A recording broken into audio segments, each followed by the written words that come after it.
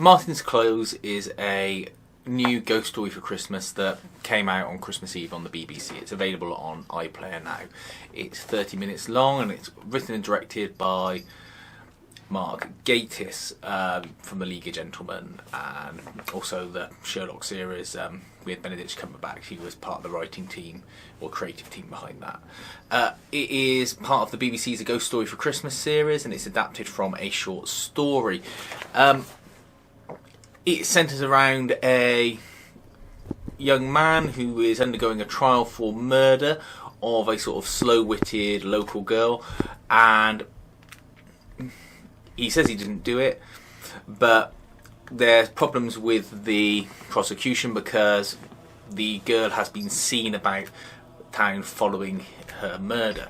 Obviously it's a ghost that people are seeing, and the premise of the story is that you see the trial and you see flashbacks to events around the murder and the chap meeting and interacting with the girl, and you get an ending that I won't spoil. I don't think it's a spoiler ending, but it will take away some of the fun from the show, where it's revealed whether or not she necessarily is a ghost. It's a fun half hour of telly. It's not scary. It is a little bit sort of perturbing because I like the makeup effects on the girl, particularly at the very end when you see her face up close. There's something just wrong about it that just sort of makes you feel a little bit uneasy.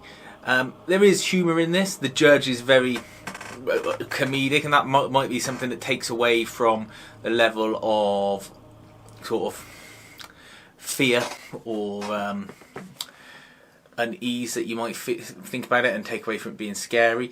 But it's a half hour of fun, interesting TV that you wouldn't otherwise get. There's not a lot of places are making short stories for half an hour long. You certainly wouldn't get it on Netflix or Amazon Prime unless it was part of a series.